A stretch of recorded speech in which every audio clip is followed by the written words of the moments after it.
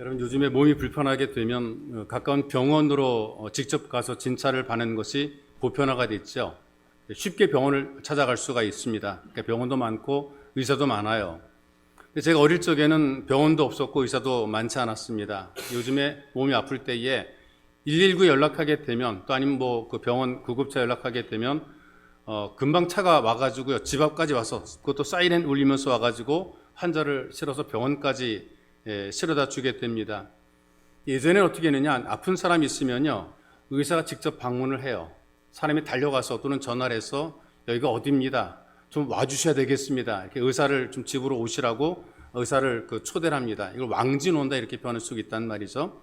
의사들이 이제 환자의 집에 와서 진찰하고 응급처치할 수 있는 왕진 가방이 있는데, 준비된 것이 혈압계라든가 진찰기라든가 기본적인 주사 이런 갖고 다니는 것이죠.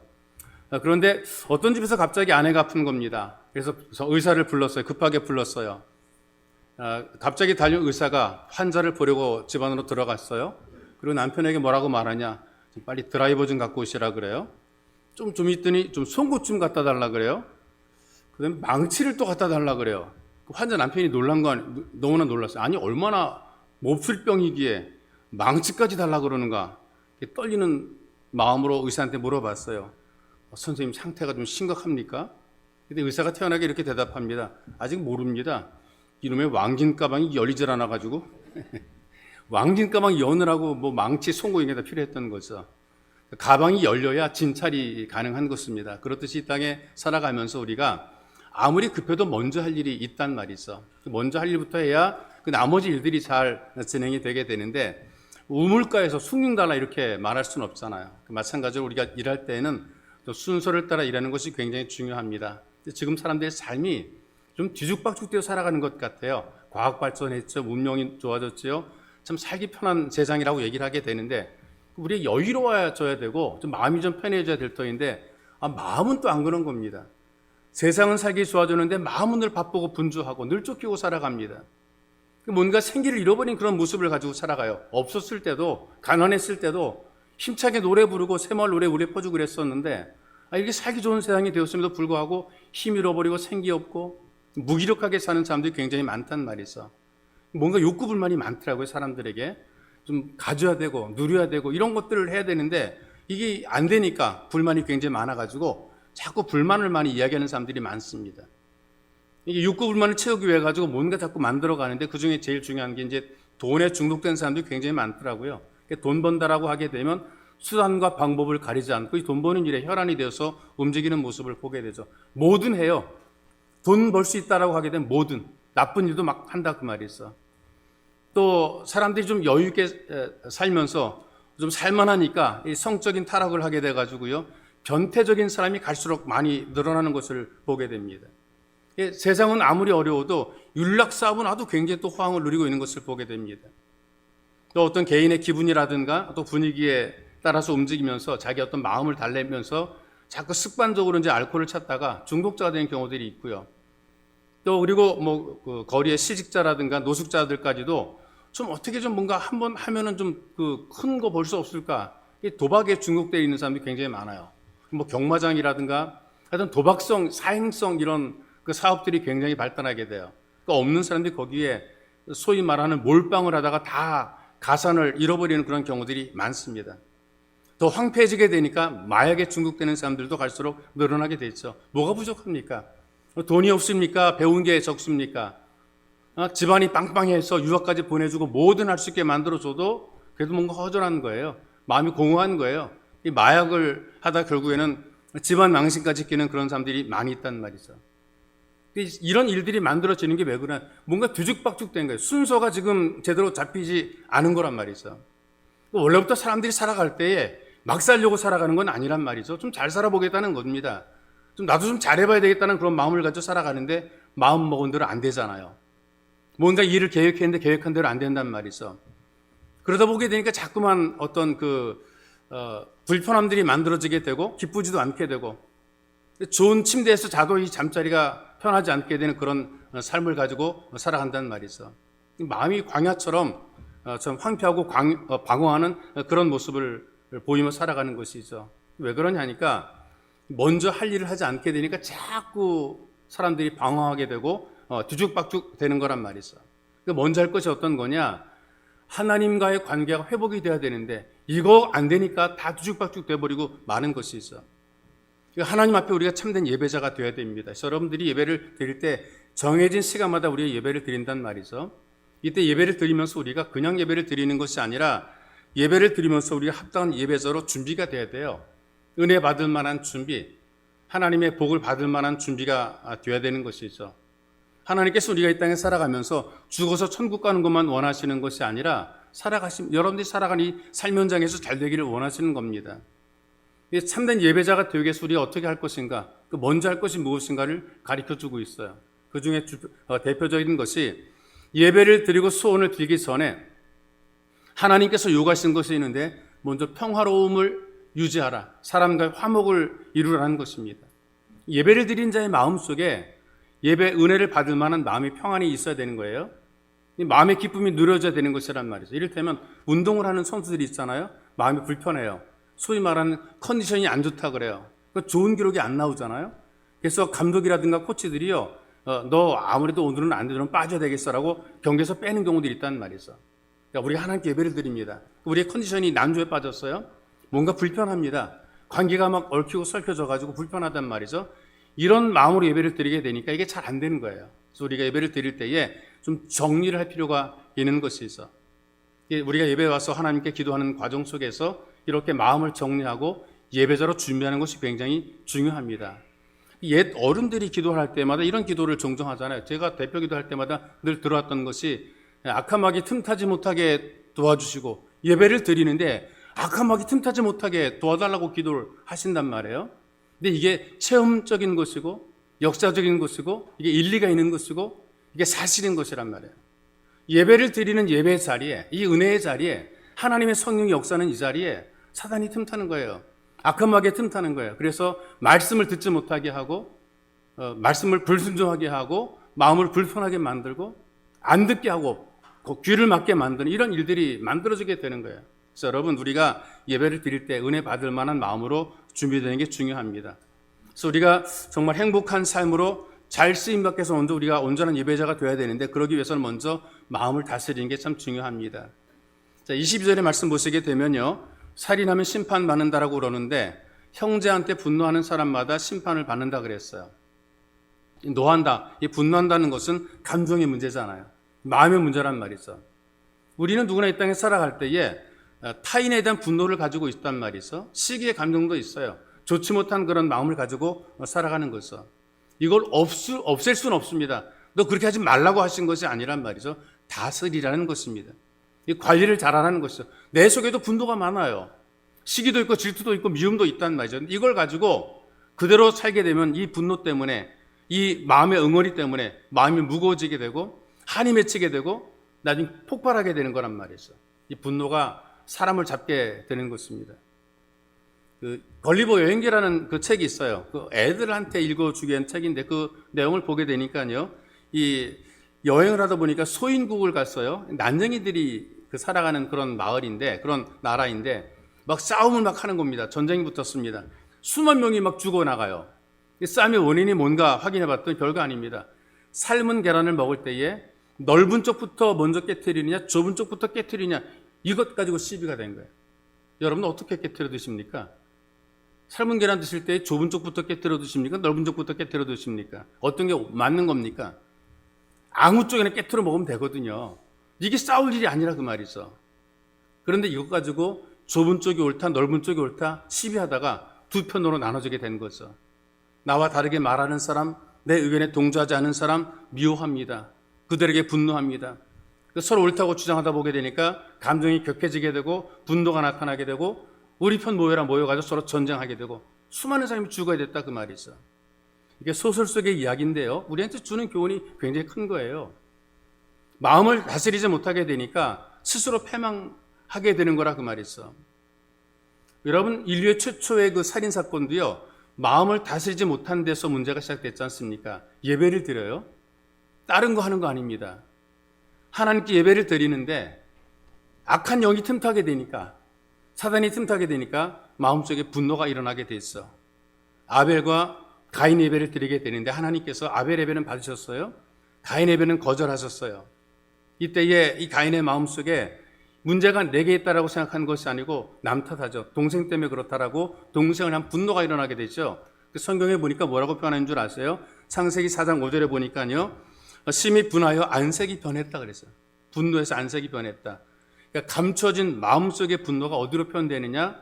안색, 얼굴로 표현된단 말이죠. 그래서 통찰력이 있는 사람들은요, 사람이 얼굴을 딱 보게 되면 이 사람이 위기에 있다 없다를 분별할 수 있게 되는 것이죠.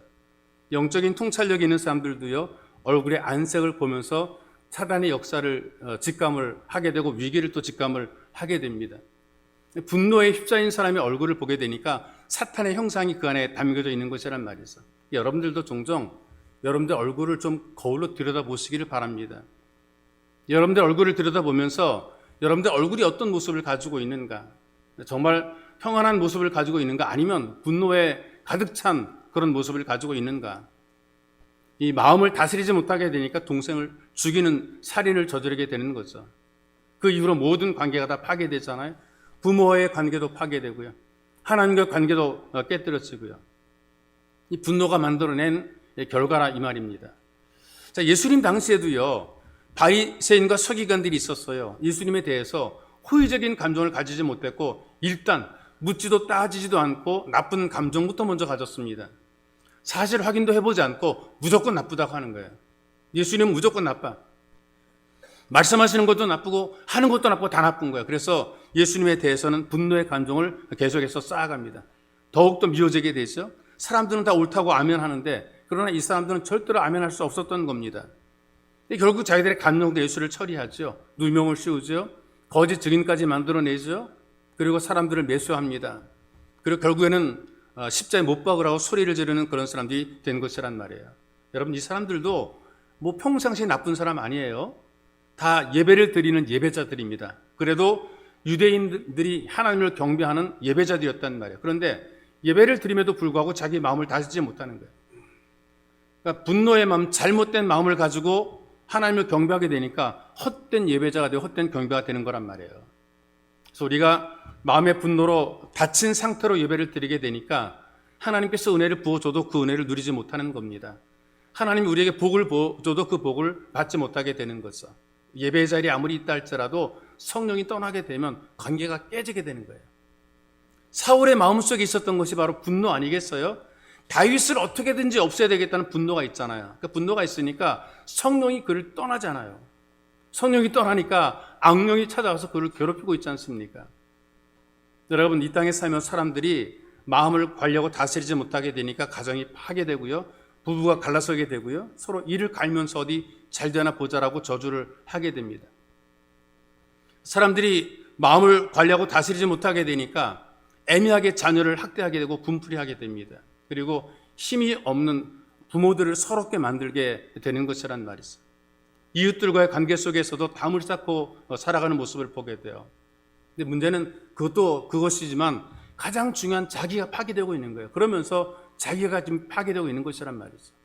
그래서 성경이 뭐라고 말합니까? 형제에게 노하는 자마다 심판을 받게 되고, 죽어 지옥 가는 거 이전에 이미 이 땅에 살면서 지옥을 자꾸 느끼며 살아가는 거예요. 괴로운 거예요. 내 마음속에 분노와 미움의 감정을 가지고 살게 되면 내가 죽어서 지옥 가기 그 전에 이 땅에 살아가면서도 늘 지옥 같은 삶을 누리고 경험하고 살게 되는 것이란 말이죠. 그래서 이 분노의 마음을 계속 쌓아두게 되면요, 육체적인 고통이 있게 됩니다. 일단 식욕을 빼앗아가 버리죠. 밥맛이 없어요. 화난 상태로 밥 맛있게 먹는 사람 별로 없단 말이죠. 화난 상태로 분노에 쌓여서 밥을 먹게 되니까 소화도 안 되잖아요. 얹히게 되잖아요. 누가 이렇게 얘기를 하더라고요. 밥알이 곤두선다고. 왜 밥알이 곤두섭니까?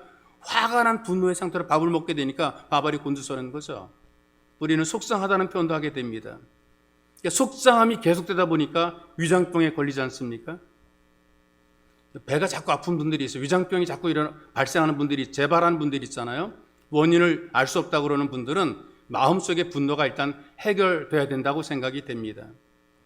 또 오래도록 분노를 쌓아두게 되니까요, 녹내장애라는 시력장애를 가져온다 그래요. 또 심장병 있는 사람이 분노하게 되니까 만수무강에 지장이 있다. 이건 내용 제가 그냥 만들어낸 것이 아니고요. 팀 라헤이라고 하는 목사님이 책 하나를 썼습니다. 화를 내야 되느냐라고 하는 그 책 속에 나오는 내용이에요. 우리가 화를 내고 살아가야 되느냐, 화내지 말고 살자는데 그런 의미란 말이죠. 또 분노를 쌓아두게 되니까 영적인 고통이 있어요. 막 화난 상태로 기도가 나옵니까? 내가 분노한 상태로, 미움이 가득한 상태로 이 기도가 안 된단 말이에요. 기도가 막히죠. 찬양도 막히죠. 예배가 은혜가 안 되는 거예요. 하나님 말씀이 들어오지가 않습니다. 이를 북북 갈고 앉아있는데 무슨 하나님 말씀이 들어오겠어요. 성령님은 탄식하고 마귀는 우리 마음을 지배하려고 그러죠. 여러분, 우리가 다 분노할 수 있어요. 분노를 죄라고 말하진 않았습니다. 인간의 본성이니까요. 그런데 쌓아두지 말라 그랬어요. 관계 파에 쌓아두지 말아라. 그렇기 때문에 참된 예배자가 되기 위해서 먼저 마음을 다스리라는 것입니다. 어떻게 가능하냐? 하나님 말씀은 믿음을 가진 여러분들의 마음을 다스립니다. 이 말씀이 여러분들의 마음을 다스리는 거예요. 나는 안 되는데, 내 결심은 자꾸만 안 되는데 하나님 말씀이 여러분을 다스리는 거죠. 성령께서 말씀과 함께 역사하셔서 분노로 가득 찬, 미움으로 가득한, 너무나 속상한 여러분들의 마음을 하나님 말씀이 다스려 주는 거예요. 예수를 믿는 사람들의 심령을 관리해 주는 것이죠. 성령이 함께 하셔서 그 마음을 움직여 주는 것입니다. 그래서 노하는 자마다 심판을 받게 되고, 이런 말씀을 들을 때에 마음속에 부딪힘이 일어나게 돼요. 내가 이러면 안 되지라는 어떤 마음의 부딪힘이 만들어지게 되죠. 해가 지도록 분을 품지 말라. 그 말 들을 때 가슴이 찔려와요. 내가 해가 지기 전에 이 분을 풀어야 되겠다라는 생각이 들어오게 되죠. 이 하나님 말씀이 우리 마음을 움직인다니까요. 그래서 여러분들의 인격을 하나님께 맡기게 되면 성령님께서 여러분들을 기쁘게 고쳐주십니다. 여러분들의 변화를 도와주시는 것은 하나님 말씀을 계속 들음으로 우리 마음을 계속 관리하다 보게 되니까 우리의 삶이 하나님 보시기에 합당한 삶으로 점점 변화되어 가는 것이란 말이죠. 그래서 여러분들이 마음을 다스리고 성령 충만한 은혜로 잘 쓰임받는 예배자가 되시기를 주님의 이름으로 축복합니다. 또 이 잘되고 좀 그 행복한 삶을 우리가 좀 쓰임받기 위해서는요, 입술을 좀 잘 다스려야 됩니다. 제가 여러 번 강조를 하는데 우리가 좀 말을 좀 잘 해야 되는 것이죠. 여기 형제에 대해서 라가라 하는 이 바통아, 바보야, 이제 이런 욕이란 말이에요. 공회에 잡히게 되고, 요즘은 뭐 명예훼손죄 뭐 이렇게 그렇게 이제 표현하게 되는데, 욕을 막 하게 되면 명예훼손 되는 거죠. 미련한 놈이라 하는 자는 지옥불에 들어가게 되리라. 조롱할 때 쓰는 어떤 경멸적인 언어, 무시하는 언어, 명예훼손하는 그런 욕들, 이 나쁜 쌍욕들, 이런 것들 하는 것들이 별로 좋지 않다 이 말입니다. 입술을 가지고 우리의 말로 타인의 인격을 모독하거나 악담을 하게 되면 그 사람은 살인자가 된다는 그런 표현을 쓰고 있어요. 그래서 성경 보니까 입술의 절제를 굉장히 많이 언급을 합니다. 우리 인생을 지혜롭게 살도록 가르쳐주는 잠언 한번 여러분 쭉 보세요. 거기 보게 되면 이 잠언에 계속해서 반복되는 것이 뭐냐면 말에 대한 교훈을 계속해서 가르치는 것을 봅니다. 신약에서는 야고보서를 보니까요, 말에 대한 교훈을 강조를 하고 있어요. 어떤 믿음의 행위, 믿음의 삶을 강조를 할 때에 믿음의 말을 하라 이 말이거든요. 그러면서 야고보 3장에 보니까요, 말이 얼마나 파괴적인가, 얼마나 능력이 있는가, 이거를 보여준단 말이죠. 불과 같이 어떤 삶을 태운다는 거예요. 이 말이 사람들의 삶을 태워버린다는 것이죠. 말로, 입술로 사람 잡는다는 거예요. 짐승보다 길들이기 힘든 것이 바로 입술이라는 것이죠. 그리고 말은, 이 잘못된 혀는 죽이는 독이라는 겁니다. 그래서 입술을 다스리지 못하게 되면 사람을 죽이는 독화살이 되는 것이죠. 오래전 우리나라 6.25 한국 전쟁이 발발하게 되었을 때에 많은 사람들이 죽임을 당하는데 특별히 부모 잃은 전쟁 고아들이 많이 있었습니다. 그 어린 아이들이 다 고아원에 수용이 됐지만 어느 장성하게 되면 나와가지고 자기들끼리 살아가야만 됐어요. 생존 위해서 이제 살아남는 것이죠.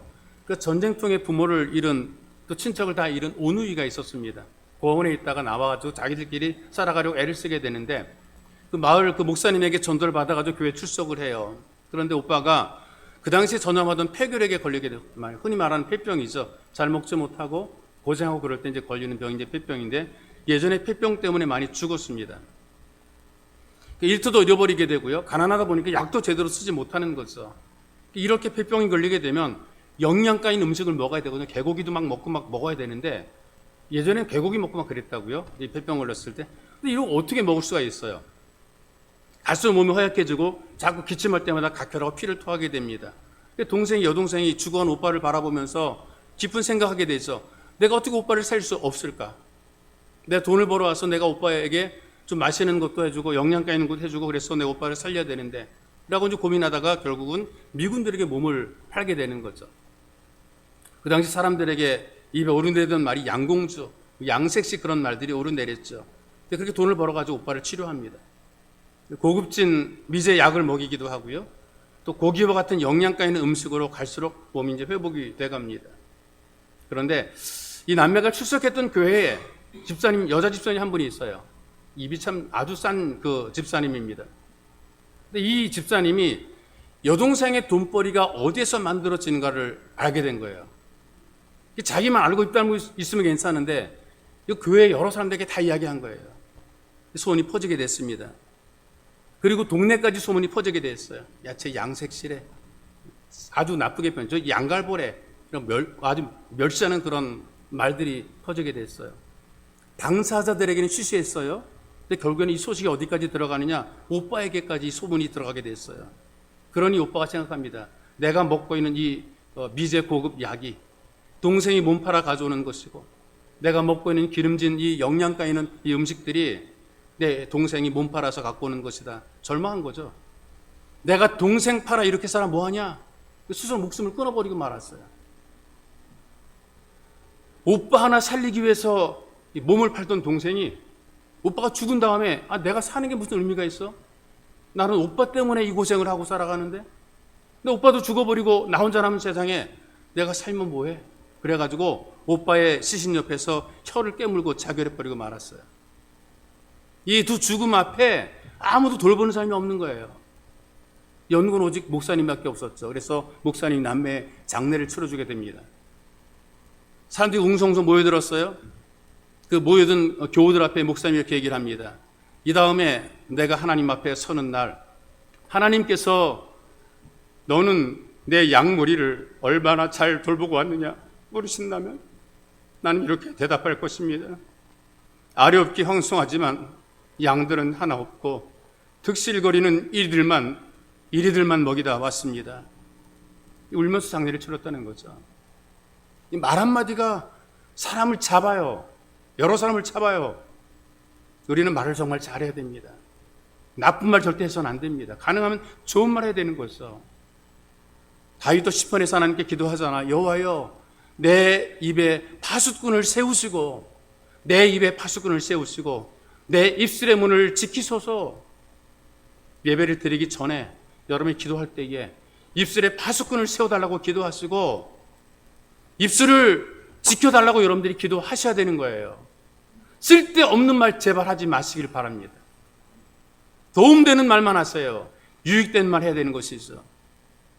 여러분과 여러분 자녀들에게도 화가 됩니다.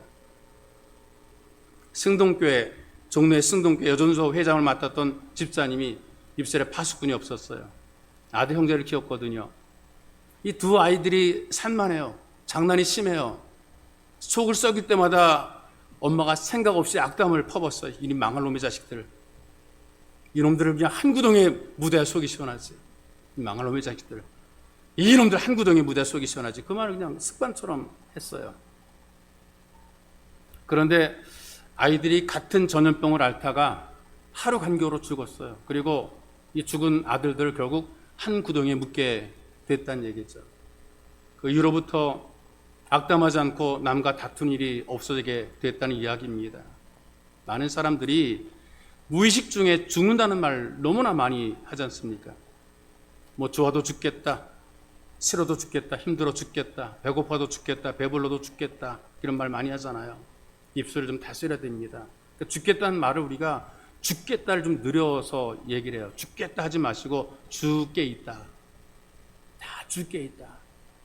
더 늘려 주님께 있다. 우리 자꾸 우리 언어를 다스리는 거예요. 내 인생의 모든 만사가 주님께 있다라는 신앙 고백이 되는 거죠. 원망과 불평의 탄식 소리를 믿음의 고백으로 바꾸는 것입니다. 여러분에게 들려지는 말씀으로 인해서 여러분들 입술이 다스려지시기를 주님의 이름으로 축복합니다. 그리고 잘되고 행복한 삶으로 쓰임받기 위해서 화평을 이루는 삶을 살아가야 됩니다. 24절에 보니까 먼저 가서 화목하고 그 후에 와서 예물을 드리라 그랬잖아요. 분노와 악감으로 가득한 입술로 예배를 드리기 전에 다 풀어버리고 예배를 드리라, 이렇게 우리에게 알려주는 것이란 말이죠. 오래전에 그 작은 교회 창업주가 있었는데 세상을 떠나게 됩니다. 근데 떠날 때 좀 많은 재산을 남겼어요. 예수는 안 믿은 사람입니다. 유산을 물려주었는데 신앙을 물려주지 못한 것이 있죠. 자녀들이 말씀을 따라 화목하게 사는 것을 배우지 못했기 때문에 재산을 놓고 서로 다툽니다. 이런 우리가 많이 보잖아요. 어떤 큰 재벌이 떠나거나 아니면은 그 유산 상속 문제 가지고 서로 소송하는 우리가 많이 보잖아요. 이 자녀들도 이 재산 문제 가지고 서로 이제 갈등이 생겼습니다. 그러니까 아버지가 살아 생전에 계실 때에 그 지방에 사는 그 작은 아들이 아버지를 모신 거예요. 맏아들은 서울에 있는 그 아버지 사업을 그 돕느라고 서울 그 사업을 했단 말이죠. 근데 이제 아버지가 돌아가셨다는 소식을 듣고 이제 내려왔어요. 그러니까 아버지 죽으면 관심이 없고 동생 향해서 원색적인 그 질문합니다. 너 아버지 재산 얼마나 받았어? 물어보는 거죠. 동생이 솔직하게 대답해요. 800억 받았어.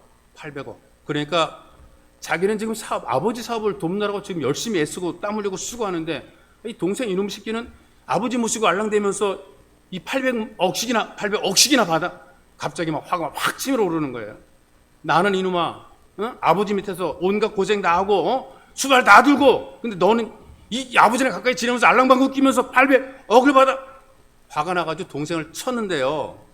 잘못 때리는 바람에 뒤통수가 팍 부딪혀버리고 말았어요. 눈알이 튀어나온 거예요.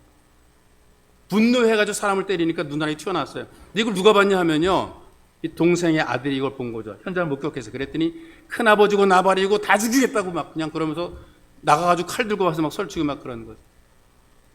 이 동생 때린 형이 급하게 차를 몰고 도망가는 거예요. 도망가다가 그만 차가 저수지에 빠져버리고 말았어요.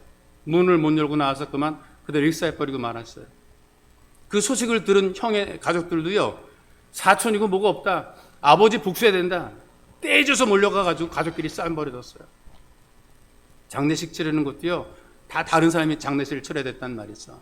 여러분, 예수 가족들이 먼저 믿음을 물려줘야 되는 거예요. 믿음을 물려주고 화평을 이뤄야 된다는 것을 알려줘야 됩니다. 미움을 품고 저주를 품고 예배를 드리게 되니까 참된 예배자가 될 수 없고 사단이 역사하게 되는 것이죠. 복수하겠다는 마음이 있게 되니까 예배자의 마음이 아닌 것입니다. 화평의 마음을 가지고 우리가 예배를 드려야 되는 것이란 말이죠. 이 사랑의 수고를 감당하고자 하는 그런 마음들이 우리에게 있어야 되는 것입니다. 그래서 우리가 기도해야 되는 것이거든요. 여러분, 교회에서 기도하시잖아요. 기도할 때에 맨날 만사 형통만 해서 기도하지 마시고요. 우리 아이 잘 되게 해달라 기도하지 마시고요. 하나님 말씀대로 살기 위해서 기도해야 됩니다. 하나님, 내 마음을 성전 삼고 주님이 계시옵소서. 내가 주의 말씀으로 다스림 받도록 나를 도와주시옵소서. 내 말씀을 들을 만한 믿음의 그런 마음의 그리 준비되게 도와주옵소서. 일만 잘 되려고 기도하는 것보다 정말 우리가 하나님의 뜻대로 살겠다는 그런 마음을 가지고 우리가 기도하는 거, 이게 너무나 중요하거든요. 이 영향력이 있고 나도 잘 될 뿐 아니라 남도 잘 되게 만들어주는 이 복 있는 삶으로 쓰임받게 되는 것이죠. 지난 2000년 7월 30일에 23살 된 그 청년이 그 음주운전자가 낸 7중 추돌 사고로 몸의 그 절반 이상이 중화상을 입게 됐죠. 그 고난을 이겨내고 23년 만에 이화여대에 학생에서 교수로 부임을 한 사건이 있죠. 이지선 교수라는, 그 당시에는 학생이고 지금은 이지선 교수입니다. 불신자한테까지 감동을 주더라고요. 이번에 부모님들이 정말 신실한 믿음의 사람들입니다. 사고 뒤에 혼자 밥 먹지도 못하고 화장실 가지도 못하는 딸을 보면서 이 부부가 절망을 딛고 드린 기도가 뭐냐면, 아기 지선이를 다시 키울 수 있어 감사합니다 라고 하는 그런 그 하나님께 고백을 드렸던 것이죠. 그리고 이 가족들이 그 옛날의 사고에 대해 서로 이야기를 잘 안 한다 그래요. 숨기거나 그런 것은 아니고요. 이분들이 한 그 고백을 들어보니까 이런 고백을 하더라고요. 분하고 억울한 걸로 치게 되면 지구를 몇 바퀴 돌아야 된다. 그런데 사고라는 것이 어떻게 우리만 비껴가겠는가? 누구나 다 당할 수 있는 사고 아닌가? 그러니까 사고 뒤에 가장 큰 달라진 점은 뭐냐? 아침에 서로 눈이 마주치는 것만으로도 감사하다, 이렇게 얘기를 해요.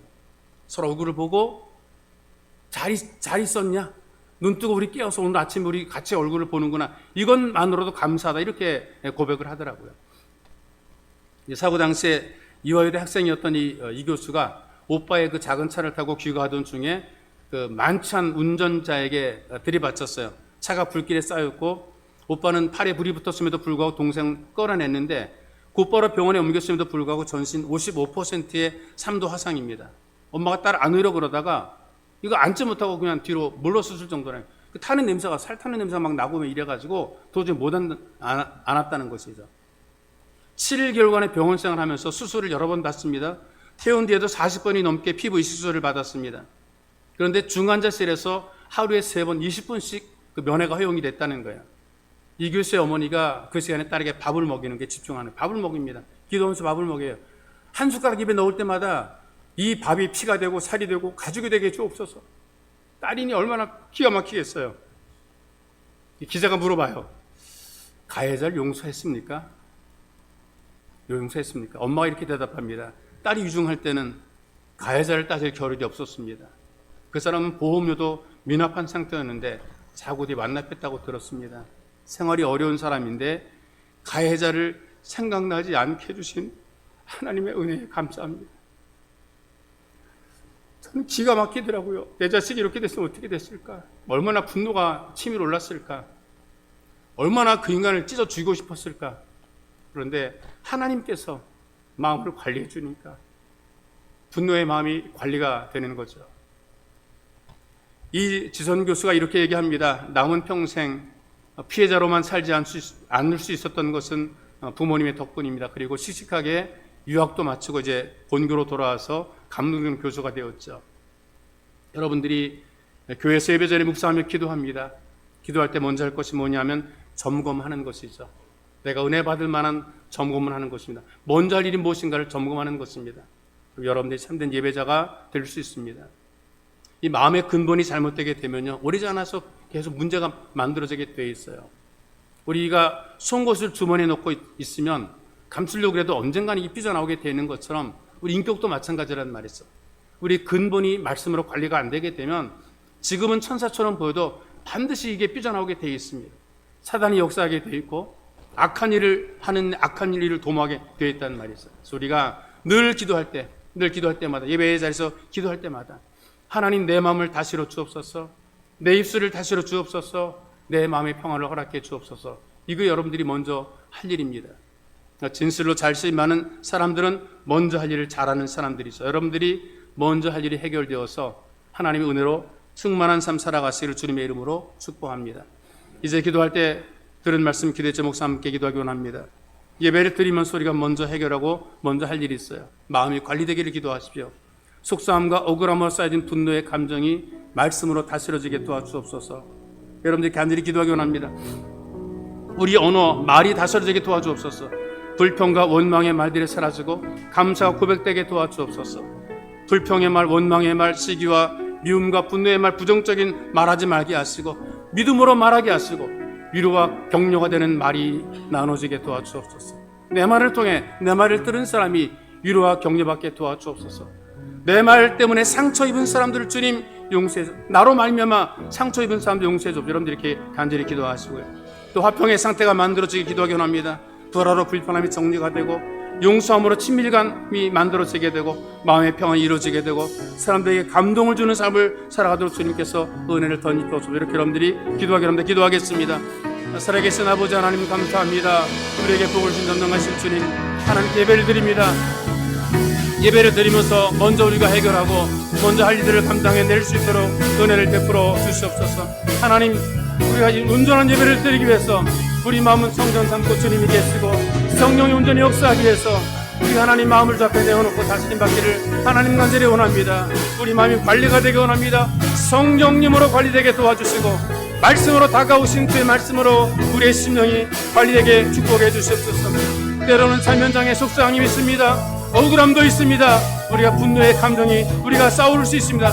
그러나 살아계신 하나님 아버지, 이런 모든 억울함과 분노와 속상함의 감정들이 주의 말씀에 다스려지는 귀한 은혜가 있도록 우리를 도와주시옵소서. 오늘 전능하신 아버지, 안정된 마음 상태로 예배를 드리게 도와주옵소서. 모든 미움과 분노를 내려놓고 하나님 평안한 그런 예배를 드릴 수 있도록 은혜를 더 입혀 주시옵소서. 살아계신 우리의 말을 잘못함으로 말 때문에 입은 상처들 얼마나 많은지 모릅니다. 말로 인한 고민과 고통과 아픔들 얼마나 많은지 모릅니다. 살아계신 하나님 아버지여, 불평과 운명의 말 사라지게 도와주시고 감사하고 흑되는 말이 되게 만들어주며 우리의 믿음으로 말함을 통해서 많은 사람 위로와 격려가 되게 붙잡아 주게 해주시옵소서. 살아계신 하나님 아버지, 우리의 말을 듣는 사람들이 마음이 평안해지게 하시고 내 말을 들은 사람들의 마음이 기뻐지게 만들어주며 우리의 말을 들은 사람들이 소망과 위로 속에 전능하신 아버지께서 은혜를 덧입혀 주옵소서. 특별히 살아계신 아버지의 심령이 우리의 상태가 화평의 상태가 되게 만들어 주옵소서.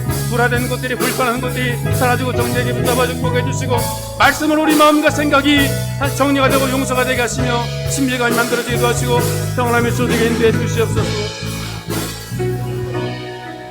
살아계신 아버지, 우리가 예배를 드리면서 늘 믿음으로 준비하기 원합니다. 우리 마음이 관리가 될 수 있도록 은혜 받을 만한 믿음이 준비가 되고 마음이 준비가 되고 그릇이 준비가 될 수 있도록 은혜를 덧입혀 주옵소서. 하나님 복을 부어주실 때 그 복을 능히 담을 만한 마음의 그릇들이 준비가 될 수 있도록 하나님께서 우리에게 은혜를 덧입혀 주옵소서. 살다 보게 되면 속상함과 억울함들이 있을 것입니다. 하나님 쌓여놓은 분노들이 많을 것입니다. 하나님 아버지, 화가 있을 것입니다. 그러나 주님, 하나님 말씀으로 다스림 받게 하시고 다 내려놓게 하시고 주의 말씀으로 관리가 되고 다스림 받는 복된 성도가 되게 만들어 주옵소서.